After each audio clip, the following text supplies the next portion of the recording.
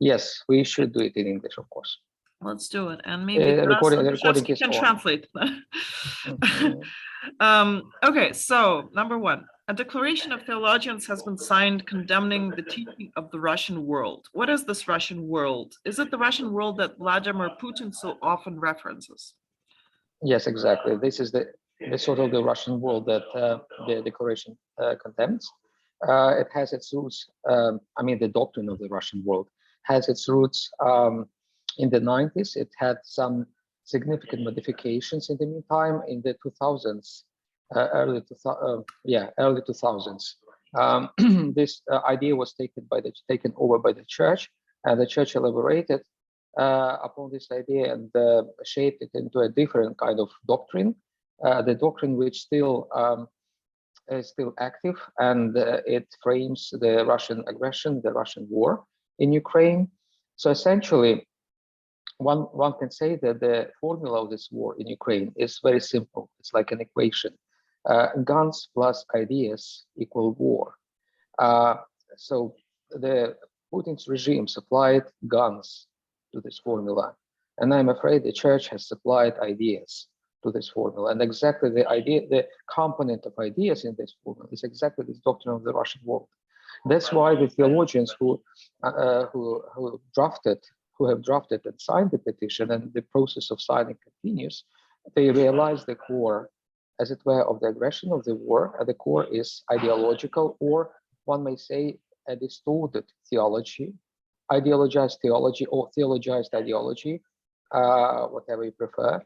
It's a kind of really a hybrid between theology and ideology, and it unfortunately does underpin the war. It should be said that originally this idea was, as I said, it was formed as it is by the church. Then the Kremlin adopted the language and the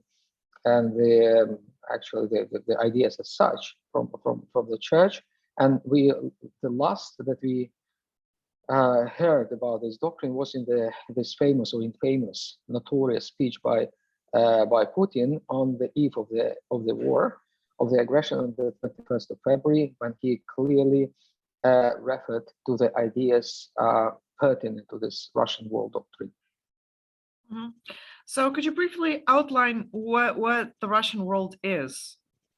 Right, yes. So it's a form of exceptionalism, or one may say a nationalism. That's why, by the way, the theologians of this declaration rightly, I believe, identify the Russian world as a form of philitism. It's like a term coined by the Orthodox theologians in the 19th century when they condemned nationalism, different forms of nationalism. Literally, philitism means tribalism, and it's, in other words, it's a sort of exceptionalism, when, which means that to belong to a tribe makes you kind of different, makes you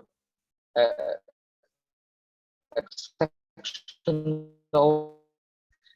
endows standing from God, standing from the divine providence. And if you expand this idea of tribe, exceptional kind of tribe, to the civilization, as the Russian world suggests, then you have this doctrine of the Russian world. So essentially, the Russian world is a tribalism in the scale of a civilization. When a civilization of what they call the Russian civilization is believed to be exceptional, with a special mission in the world to save the world from itself. It's like the embodiment of the cosmic good. It's like the bearer, the vehicle of the divine providence in sustaining, this world. So all those kind of crazy ideas, essentially, that drive people like Putin and his followers. Many people in Russia have subscribed to this ideology. Mm-hmm. They believe that their mission is really divine, cosmic. It's about, fighting the global evil represented by the Western countries, the US, the NATO, and Russia is essentially for them the incarnation of this cosmic goodness. From this perspective, the Russian world is not just a political ideology, I would say. It's not just a set of political ideas. As, for example, one can see, the idea of the European Union, which is purely political. The idea of the Russian world is also metaphysical. It is it is driven exactly by this idea of counterposition between sacrality and profanity, between the holiness of Rus, of Russia, as they identify themselves, Holy Rus, and what they call unholiness and godlessness of the West. So that's why it is important to take into consideration religion when we try to understand the war. That's why the theologians address this war and try to explain this war theologically, because I think it makes sense. Without that component, one can hardly fully understand what is going on in Ukraine with the war. How does Russia know that it's on the good side of things? How does it know that it's on the holy side of things and that all the rest of the world is profane? How does it justify that? Yes, it's certainly a delusion. And we see from the fruits of this delusion that this is the delusion. The fruits of the delusion is destruction, the loss of human life, human sufferings, unimaginable, to the scale unimaginable in our times. So as the gospel says, from the fruits you will know the tree. So the fruits, the disastrous, murderous fruits indicate what kind of tree it is, what kind of ideology it is. Yes, the Russians believe that this ideology represents like the divine truth and the inspired to and act on behalf of God, as it were, even though it's as I said, it's a delusion, because they have produced an idea, and this idea is an intrinsic part of the Russian world doctrine. The idea of the so-called traditional values. They say that, well, the West has been corrupted by liberal ideas, by liberal values, and Russia needs to preserve kind of this, to save the world from those dangerous, as they say, ideas. In Russia, they've developed this concept of the traditional values that, as they believe, represent the Christian beliefs, and they're conservative, they're anti-liberal, and essentially for the Russians, this cosmic battle between Russia and the godless West is essentially a battle between two ideologies, the ideology of conservatism and liberalism. In a sense, one can say that the war is a continuation of the culture wars that the rest of the world knows very well, like especially the United States. I sometimes call that the culture wars is they are not about culture nor about the wars. But in the case of of Ukraine, we are facing a situation that when a culture war has become a real war, when this battle for values or for ideological maxims like conservatism and liberalism has led us to the situation when people take guns in their arms and go to fight for to protect those values. So that's why, well, this idea, this belief in the traditional values makes the Russians believing that their mission is holy and they are on the side of God. And actually, it should be said that many people in the world, across the world, Christians, including Christians, and not only Christians, but also Muslims and other people of other religions, have been convinced to support Russia in this battle. That's why we see these strange alliances between like white evangelicals in the United States and the Kremlin. We can observe sympathy to the cause of Russia, to the cause of Putin, even under the circumstances of the war, from some conservative circles in the Catholic Church, in the Protestant churches, some kind of conservative Protestant churches like Pentecostal Church. We can see the same kind of convergence between the Russian ideology and the radical Islam, because, well, for many radical Muslims, especially for the supporters of Daesh and those caliphates in the Middle East, they see Russia as fighting their common enemy, this global shaitan. They have the same kind of dualistic, polarized worldview that contemposes their own values, their own country against the godless West. In this, they concur. I mean, the Daesh agenda essentially concurs with the agenda of the Kremlin. Mhm. So yeah, that's a global phenomenon. It's not just about the war in Ukraine. That's why, and it's all not that the Orthodox Church needs to be blamed for that. I mean, the Russian Orthodox Church. It should be clarified that theology per se, religion per se, is not to be blamed for that.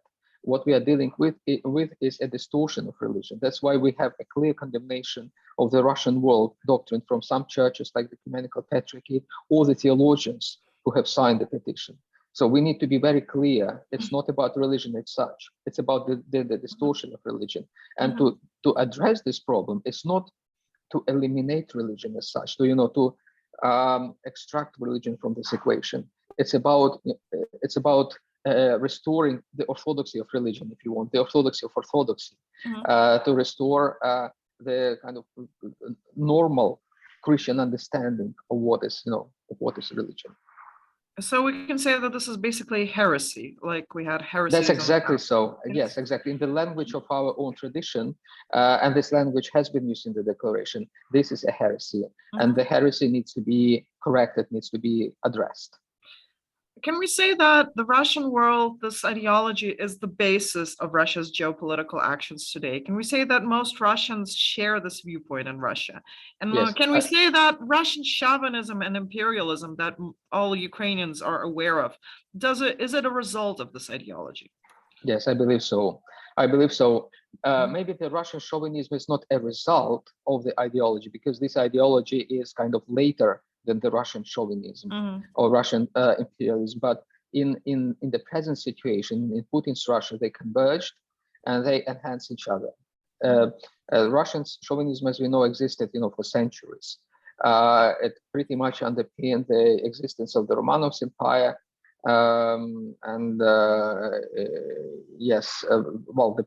Different peoples suffered in this empire, including the Ukrainian people, as we know from our history.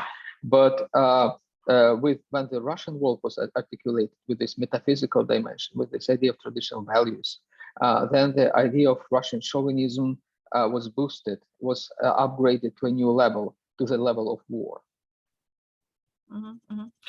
And we can also say that the average Russian, he also shares this ideology, right? It's something that they're... Unfortunately, I believe it is so.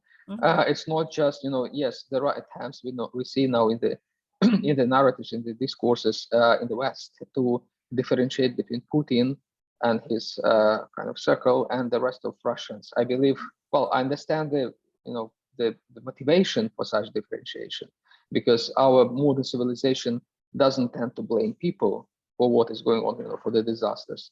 But in the case of Russia, I think it is very clear that Putin has the support of the majority, regardless of the sanctions. And what is the basis of this support? It's a sort of cultural Christianity, if you want. It's a sort of identity-based Christianity. When people identify themselves with the church without really belonging or believing, in the church, or even without believing in God, so maybe up to 5% of the Russians would go to the church, and like 60 to 70%, different surveys, bring different figures, would identify themselves as Orthodox. And those who identify themselves as Orthodox without belonging or believing, they are, in the sociology, they are called cultural Christians, and they essentially believe in a mixture of ideology and theology, and they exactly support Putin. And that's why Putin employs this language, because he knows this language would consolidate the majority of the Russians around him and around this absolutely meaningless, absolutely murderous campaign war. Well, does the modern ideology of the Russian world actually have an author? We heard that Alexander Dugin was very influential in forming Putin's worldview. Did he take part in forming this doctrine? Partially so, but Dugin is a Eurasian. The Russian world is not exactly a Eurasian ideology. Yes, they converge in many points, but they are not identical. That's why I would say that the main part was played in forming this ideology was played by the church.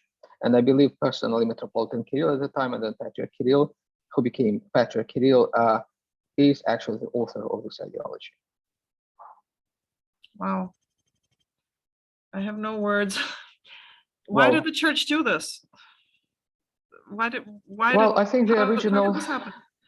The original idea of the church was to attract people. To attract people by filling the void, ideological void that had emerged as a result of the collapse of the Soviet Union. So when the Soviet Union collapsed, the ideology, the communist ideology that framed the Soviet Union collapsed as well. And this left a void, which many people felt it, including Putin. And if you kind of see the way how Putin tried to explain his behavior or his motivation, we see a clear disappointment of his disappointment in the communist ideology. So this disappointment was very widely spread. And this ideology was widely spread. This disappointment was widely spread, and the church saw this as an opportunity to evangelize essentially people by attracting them to Christianity through an ideology. That's why this construct was created, which combined a mixture of theological ideas and ideological. The idea was essentially to evangelize people, but it backfired. Instead of Christianizing the ideologized Russian population, this ideology produced a situation of ideologizing the Christian church.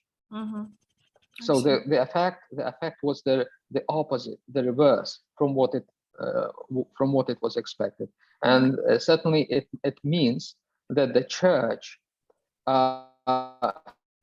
has been ideologized, has been Putinized, if you want, as a result of this. And as a result of this, the church needs to be deputinized. Right. Can you tell a little bit about the predecessor of the Ruski Mir, the Philotism that you mentioned? How did it emerge? How was it condemned? And what role did it play in the geopolitical processes of that time? Yes. Well, Philotism emerged as a result of the processes of a national awakening in the 19th century, the so-called Spring of Nations, that happened in the Western Europe mostly, as we know, and then it also spread to the east, to the territories of the Ottoman Empire at the time, and the Russian Empire.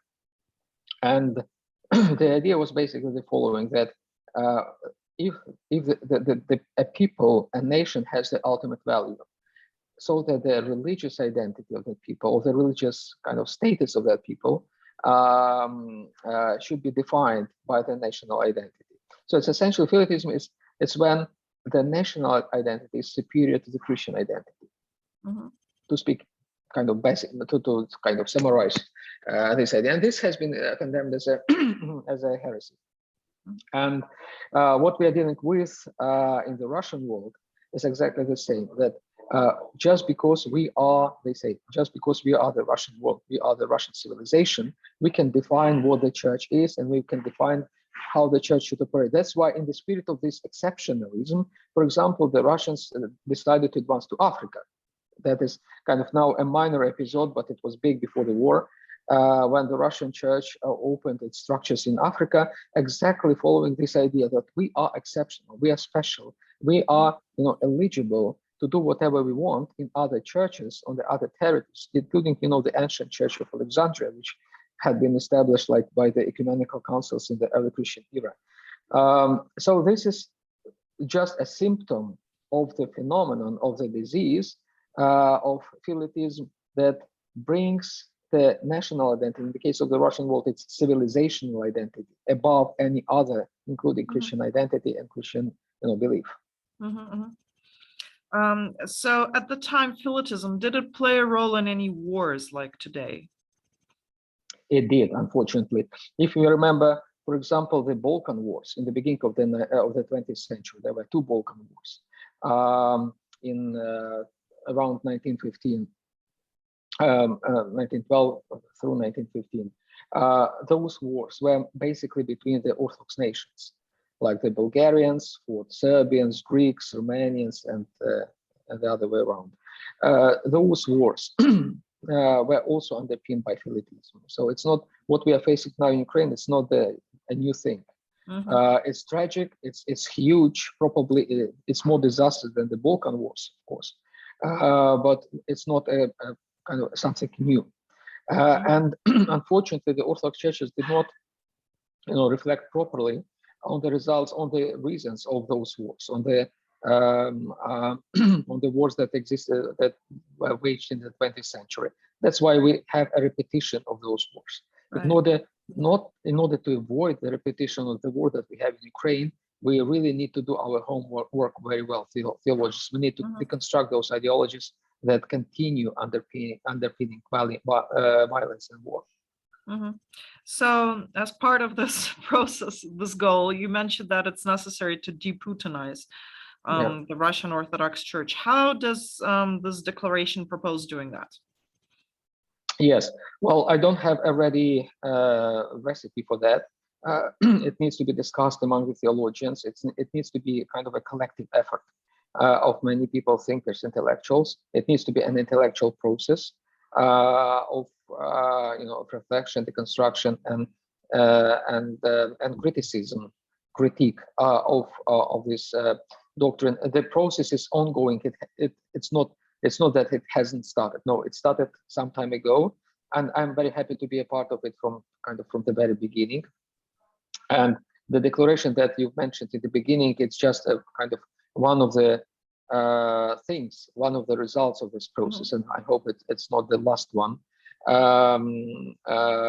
It should be similar to the process of denazification of theology, or detotalitarianization of theology that emerged in the interwar period in Europe, because the Western theologies, including the Catholic and Protestant theologies, had been affected by the same kind of totalitarian ideas. They had some kind of, I would call them, totalitarian theologies in the 30s, especially.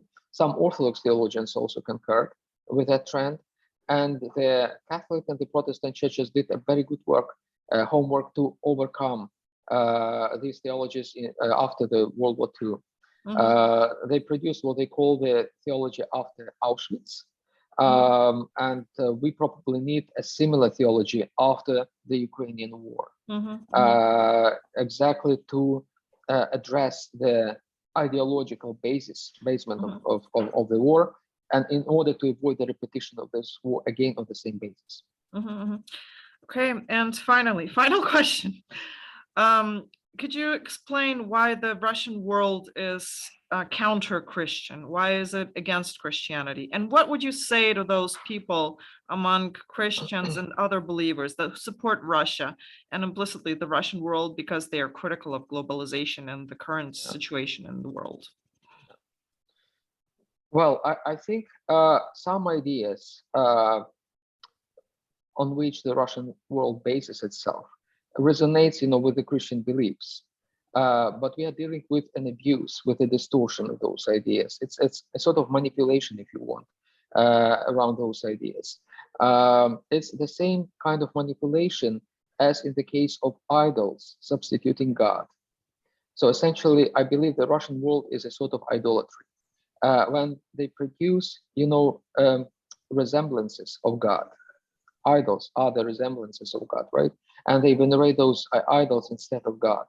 Those idols are the idea of civilization that substitutes the idea of the kingdom of God. Those ideas include also the idea of traditional values that substitute the idea of love in Christ, divine love.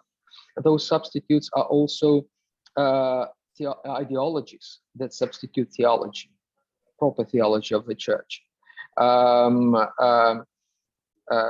So we are dealing with the idols. That's why it's wrong. It's misleading because it's really hard sometimes to distinguish, to identify an idol, and to distinguish an idol from whom this idol represents, God.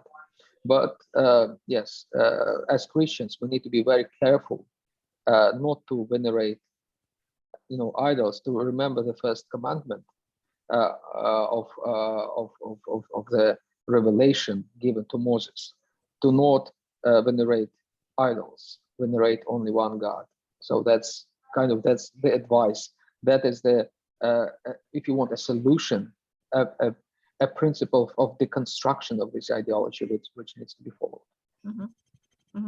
So what would you say to the people who support Russia, basically, and the Russian world because they're critical of globalization and the current world order?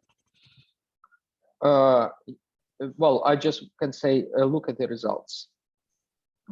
Yes, because Russia presented itself as a proponent, as a leader in the process of resistance to globalization. And the result is just the destruction of everything.